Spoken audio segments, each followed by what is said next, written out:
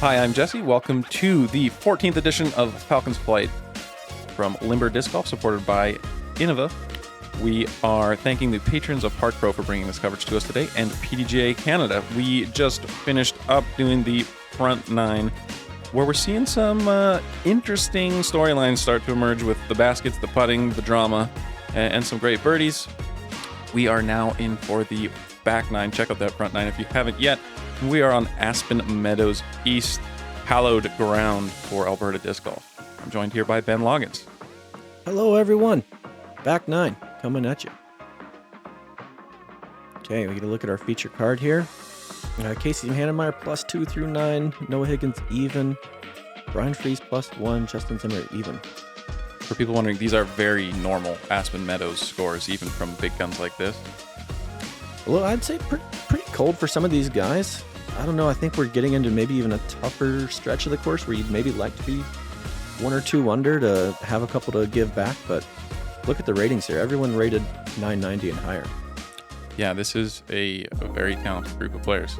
Okay, hole 10. This one, I think a lot about disc selection and shape selection and height. So you could try to force a putter there, mid, fairway. Fairway, obviously, if you're going to go a little lower, but this shape mostly defined by this tree you see right in the center. How you decide to get around it, if it's the right side with a forehand or over the top with a high putter. But I think it's a beautiful hole to play, one that really just draws the eye in with the white trunks of the aspens behind. Yeah, I love throwing this shot. It's a really beautiful fairway to watch. And maybe one of the easier birdies on the course as well. Okay, Justin, medium height here with the... Oh, this looks really good. Get in the hole. That's as good as you'll see it done.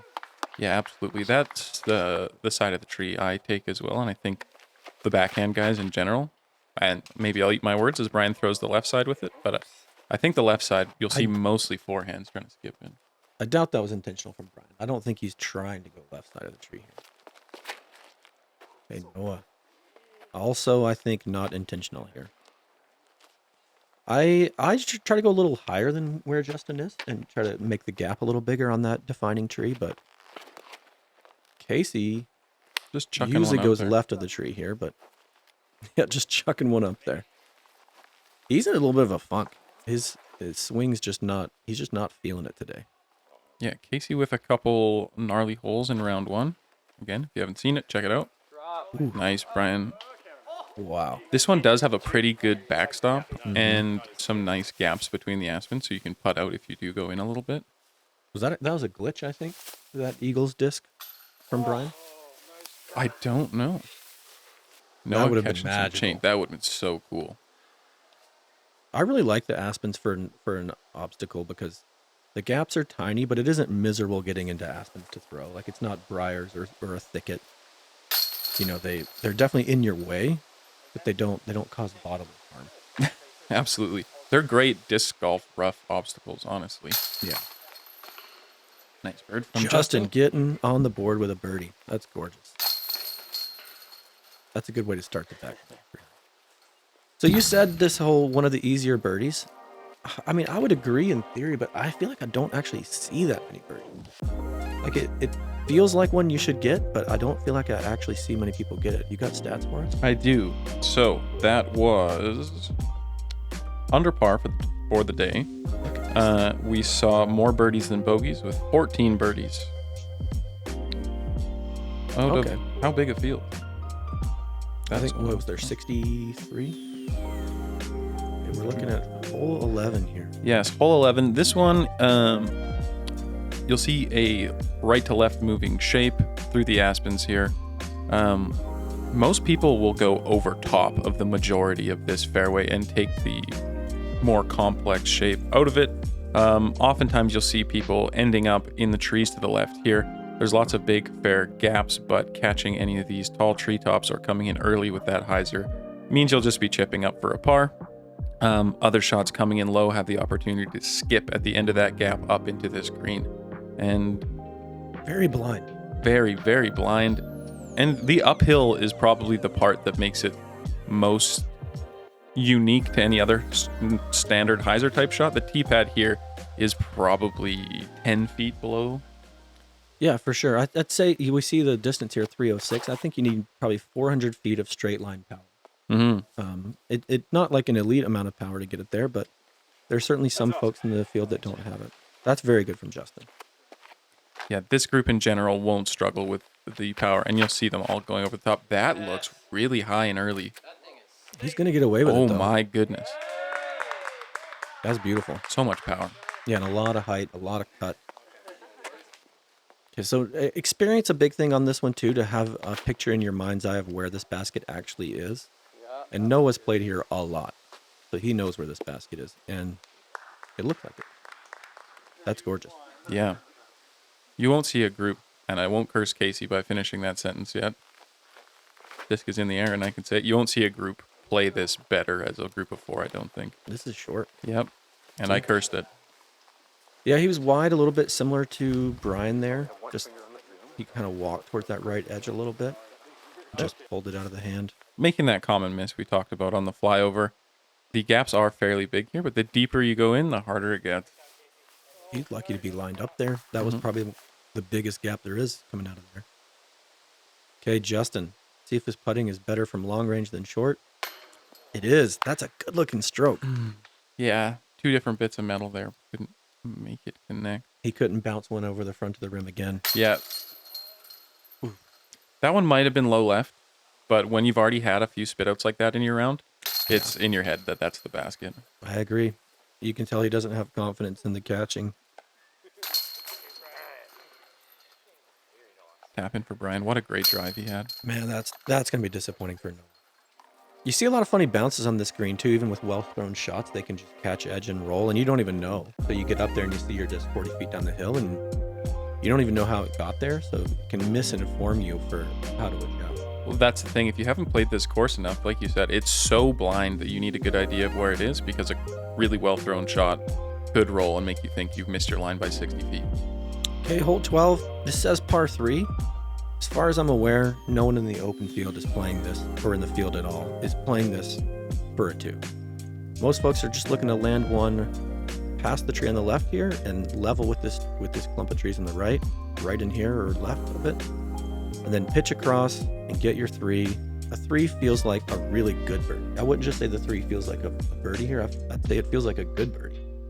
Normally a 3 hangs on picks your up. tee shot.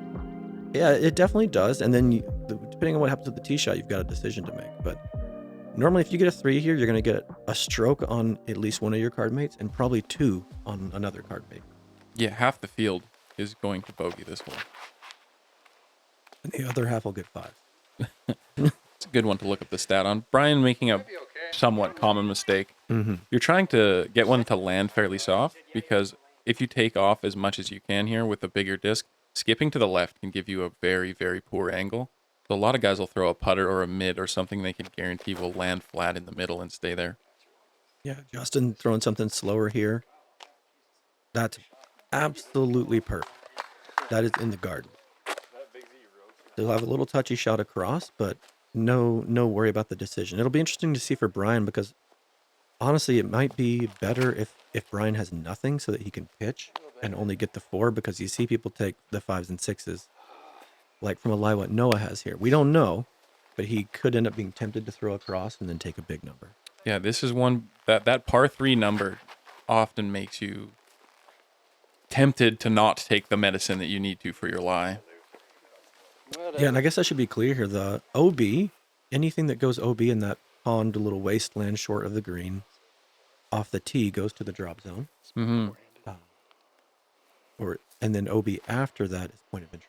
Correct. And the drop zone is on the short side of the pond, so you don't really have a great opportunity for your putt. That hangs on the backside of the green. That's a tough putt from back there. He'll get 2 meters off the barbed wire, shorten it up. It's uphill, and there's something about this putt from back there that's just awkward. Yeah, it's awkward. It's a little uphill, and if you're someone that putts quite firm, you can bring the OB into play again on your putt. Noah's going across. Wow. Noah doesn't need to take the medicine. The perfect little tickle off that aspen. So, I mean, you can see he hit the branches on that aspen. If it gets any more and falls straight down, he's short side OB. Absolutely. Brian, same thing. That's right OB. Yeah, that's OB. So I think he probably clipped the corner. Yeah. The spotter giving him the info there across the corner. So Justin, this is just what you want. Yep. And he's got the perfect game for this shot. Boom. That. Just don't stumble too far. Okay, he'll... Ooh, that's on That's the... OB. Is it really? It snuck through all those low saplings and managed to roll its way out. That's a So tough he rig for brought him. that in Heiser nose down with speed, which surprised me because he has the little nose up touch shot that I think you want to bring a disc into the screen with. Yeah, he had a lot of angle on that Heiser, maybe hoping for kind of like a hit and stick splat versus a skip and roll. Needed to catch the upslope, I think. Yeah, absolutely. Casey jams one into the top of the catching assembly. And I did look up the stat. This was the hardest hole on the course, playing 1.04 strokes over par. There were no birdies on the day. That checks out. Because to me, this plays as one of the more difficult par fours. Yes. Whew. There's so much danger. Like the 3 is definitely easy, but there's just so much OB to be found. Get another look. See this thing hit up high. There's more chains up high. Yeah. Yes, farther distance to the pole that way. Yeah, it's a great putt from Casey. Oh, yeah, and I guess based on our stats, a stroke on the field. That's right. Okay, another look at the leaderboard here. Miguel Alvarado on top. Chase Barrows, he's in the clubhouse at a -5. Jeremy Gauthier, smooth player, friend of the program. Sill, as we call him, another smooth player. He's in the clubhouse finished. Jesse, you're at -1 now. You've slid back a fair bit. Yeah, I have a thing where if I'm playing well on the front 9 and then I look, I will choke it Okay. every time. I think I was 10 down through 10 at Fernie this year as Okay. well and finished that round even. Yeah, just don't look down. Hole 13, par 5, 599. You'll want to throw something that gets all the way up this hill and hopefully a little bit over top. Then your big task is navigating this complicated green. These trees in the way will make you want to throw something high with Heiser over the top. You can see the OB stakes coming in now as things start to choke up to a fairly well protected green. The distance isn't so far, so you can be egged on to go for eagle, but you can also feel the wrath of the course if you get too aggressive coming into this tight green. Tiny little keyhole, and like you said, the distance not the issue here. You can definitely get there in 2, but not a lot of space. The tee shot, very important. I think this might be the most critical tee shot on the course. It's the same thing where body alignment, getting your hand into the gap, most important. Wow, this is blistered from Noah. That's huge. That's as good as it can be done. So, he's got 170 feet left for eagle.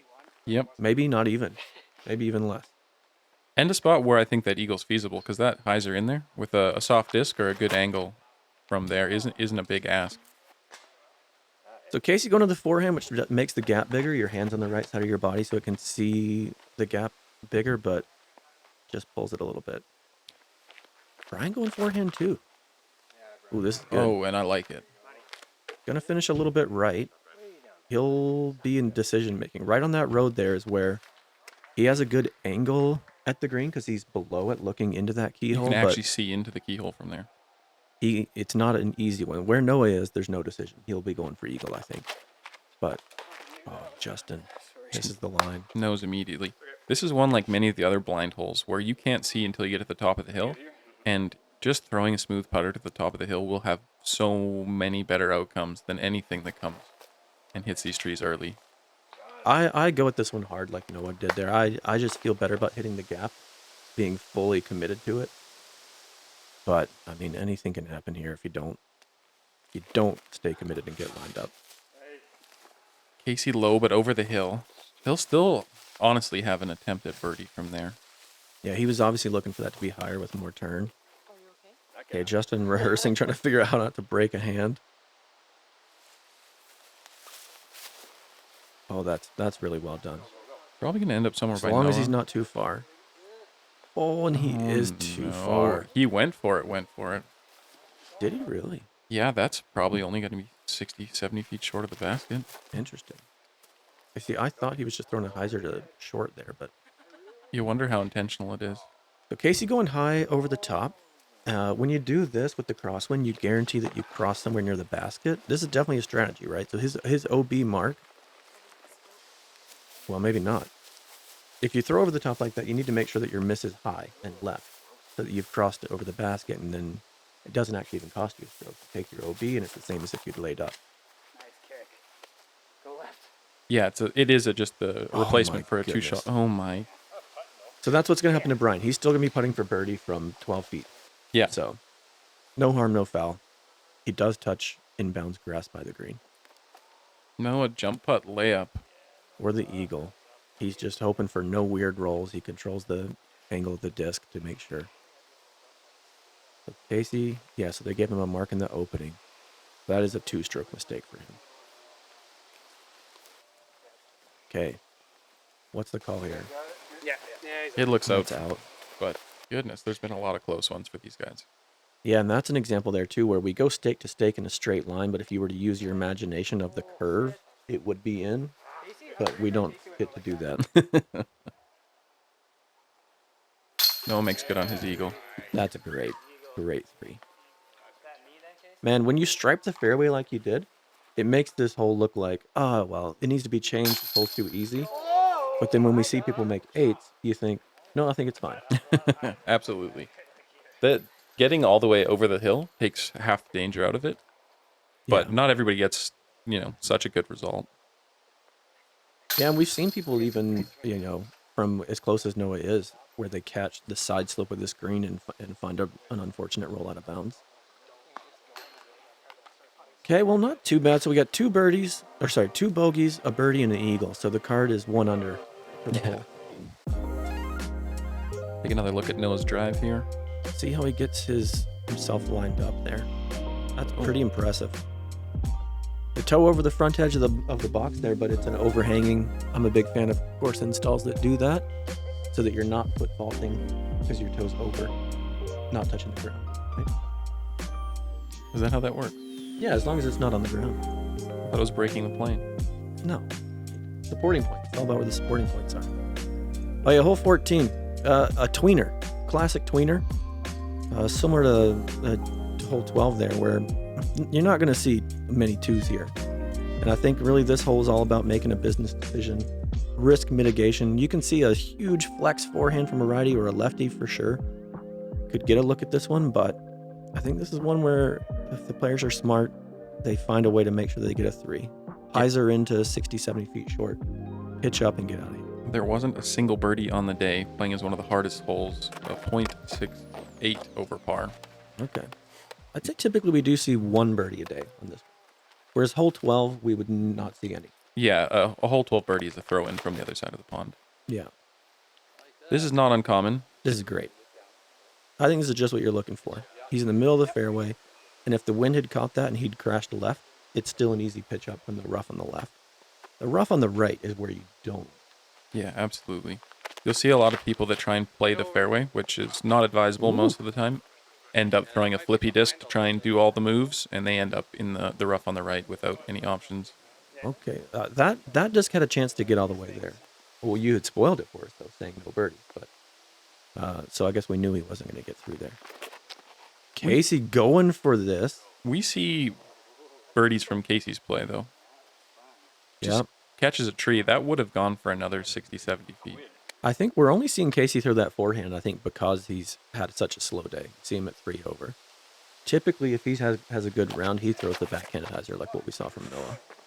Justin leaving his low, and this is a very, very dangerous spot to land. Yeah. He's got a swing. Yeah, got a swing, and the eyes are up. That looks like a very understable mid in his hand. I wonder what he's throwing. Some of these Roslyn guys are famous for throwing Innova's wedge, which is a disc you wouldn't hear of very often. Yeah. The flippiest putter ever made, maybe. That might be what that was. This looks well thrown. Ooh, a little deep, and the roll. There is OB back there. Gets a leaner. So that'll save him 1 stroke for the leaner, right? Yeah, that's probably a 60, 70 footer with a tree in the way. Yeah, I don't think it's makeable. I had to guess. Yeah, that's a really tough one. No, see, that's the way to play this. A big hyzer over the top, pitch up, move on. Yeah, the risk of going for it really doesn't justify the reward most of the time. So Brian went for it. Yeah, and see, that's the difference between the right side and the left side. So Noah and Brian the same side, or the same distance, but Brian finds the right side. Good effort from Brian. He probably wanted that more than he showed there. Okay, we're going to see another flick roller with the A2 or A3. A3. This looks better than the first one, but Needs it's to not going to stop. stop. It's the overstable, man. The overstable on the rollers, they don't want to curl up on their back. Yeah, no root stopping that, nothing. Casey going to get 2 meters off the barbed wire because it's dangerous. That helps him get out of the stuff and make some good stance here. Usually when I need to mark out 2 meters, I just ask Casey to lay down. I think he is a 2-meter stick. Yeah, that's very common. Yeah. That tree hangs really low there. Yeah, I guess if you want to get it, you've just got to put a ton of pace on it. Yeah, you got to punch it through or hope to hit a mail slot. Bounce it, maybe. Bounce it, yep. Yep. No, bouncing it off the pole. Nice par from him. The good par. Noah's going to be feeling the those emotions of... They're very familiar around this property where, all you're doing is making a par and you can just feel the card mates bleeding strokes to you while you're not even having to make a birdie. Round 1, though, I think at this point these guys are all rooting for each other. You don't want to be seeing it. No. Final round, a little different energy. Like you can get the Schadenfreude from the card mates bleeding strokes to you, but at this point, I think they're on the same team. Yeah, this is a property that can really beat you down when you're not playing well. And round 1, the vibe on the card can do so much for your own game. You don't want to bring it down. Hole 15, we've seen a similar hole to this one already. Same rules apply here. You do not want to go OB left early, making par impossible. A lot of guys will throw something that uses as much airspace, safe airspace. So like a flexi sidearm that scoots up, or a flip up putter backhand. And the common theme, alignment, the most important thing here. Got to find some way to get the hand in the gap. However it is that you approach it, you just gotta get it online. This hole also is not nearly as scary as it used to be, because it used to be that all OB off the tee went to a drop zone that was like down by that bridge halfway there. So now you can ace run this one, go OB by the basket and tap in your par. And that was not the case when Rudy was running things. Noah going OB, and will probably have to take his lie out to about where that old drop zone was. Honestly, unlucky to get in there. I'd say at least half the discs that head to the left side bounce out because the rough is so thick.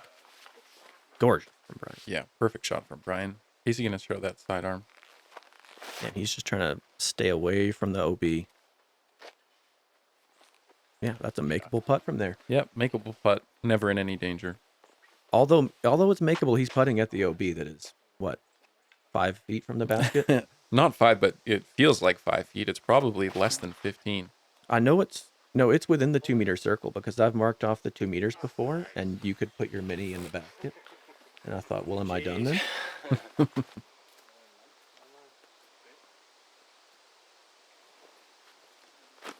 See what Noah gets here. Got a little further up the fairway than I thought. He's going to make a big run at it. Noah's at 2 under here, too. When you're looking at the scoreboard, he's for sure the one in command of the card here, but he's going to give one back to the course. Yeah, Noah's 2 under definitely keeps him in the mix for tomorrow. Justin, he's got the height. Sit down. I think it's good. It is the posts, not the wire? Or is it the wire? I think it's the wire. I don't know. I can't remember. The barbed wire is pretty tight there, so it should be easy for them to make that call anyway. Brian jams one in. Boom. What a great Seemingly drive. unaffected by the early front 9 spit out. Letting it fly. Yeah, you can't let something like that that's out of your control take you down, and so often we do. Yeah. Zimmer cleaning up a par there. He was clearly in bounds. Okay, get another look. Oh, look at his grip there. Interesting. Keeps the digit in. Under the rim, gets the spin. Okay, Miguel, 6 under with 1 to play. Jace, as we said, in the clubhouse. Jeremy Gauthier gives 1 back somewhere on the last couple holes there. Finishes at -3. I'm at -2 through 16, so I've got 2 holes left. And you're hanging out, waiting for people to come back to you. Easy to give strokes back in the last 3-4 holes here. Absolutely. Yeah, we're tied up with Owen Wilson. Noah just behind us. I think that stretch that they just played there, though, 12 to 15 is the most dangerous stretch of the course. Yeah, you know what? I saw this hole play much harder than I've ever seen it play as well here on 16. Yeah, you do have an extra stroke. In years past, this was a par 3, but now par 4. Tight fairway, yet another one where alignment and hitting the gap is for sure the most important thing. You're just looking to get one, either halfway up the gap or to the end of the gap and in the basket. Perched here in this little stand of aspens with the OB pretty close behind. Can't tell from the angle of the drone here, but it's a gentle downhill slope that the basket is on as well. So a nose-up approach, I think, is critical to make sure that you don't stumble in. What a beautiful green. And what a beautiful drive from Brian. Look at this thing turning. Don't turn too much. That's perfect. So he'll honestly have a jump putt or a little baby throw into the green looking for the birdie. Okay, Casey going Falcor, it looks like here. Yeah, big disc. Hammering it. This is heading into the rough. Okay, that's pinched. The right side, he can't really see the green from there. I don't know if he'll be trying to make something happen to get to the green or if he'll just take his medicine and pitch out, but see a bit of a gallery looking down the end of this tunnel. Oh, that's great. Gets back to Heiser. Skips up. Anything around that skinny aspen is a great drive that plays for birdie.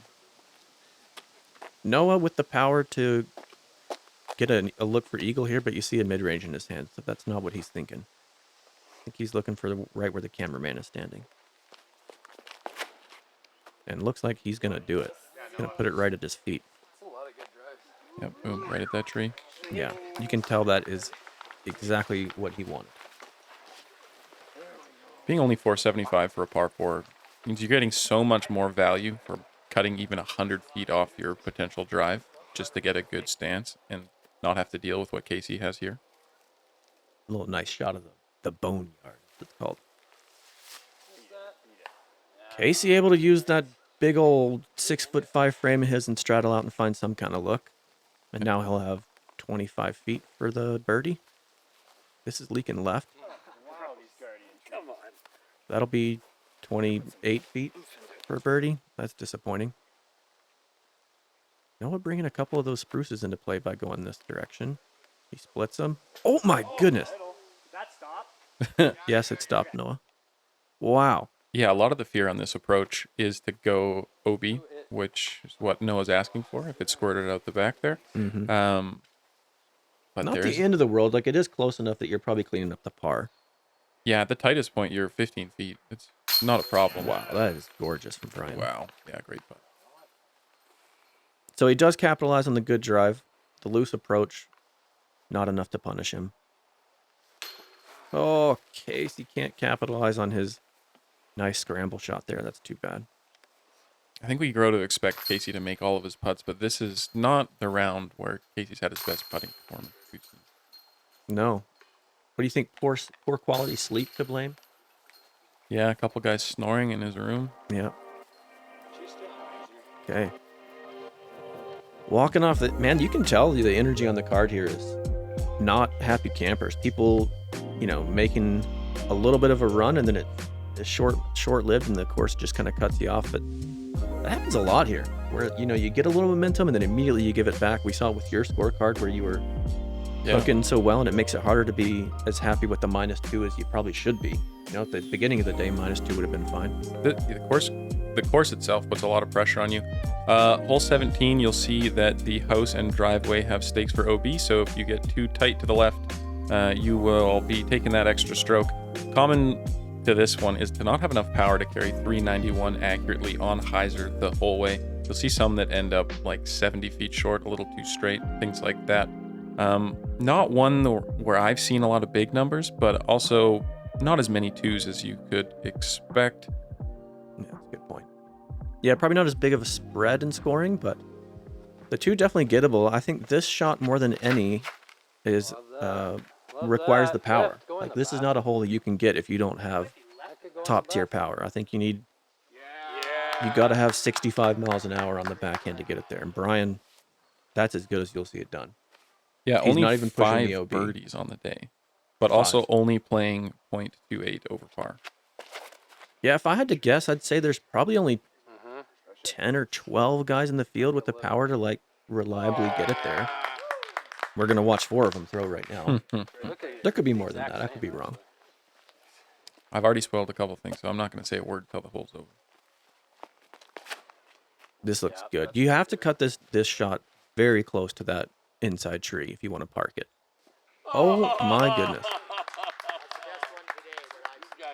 You hear it there, the best one of the day. Yeah. That's as good as you'll see it thrown. Usually you'll see the folks with the power, the most common mistake is to put it too far right off the tee, and then they finish, 40 feet right at the basket in the Aspens. Ooh, this is tight. Another great shot. So we're going to see 4 putts, circles edge or better here, and that is You very won't see uncommon. that in any other group today, Most groups, Brian's would be the closest in the group. and potentially by a wide margin. Mm-hmm. And so him being out tells you all you need to know. Our feature card of the highest rated players looking like. A lot of hyzer on that one. A lot of nose down, though, saves him.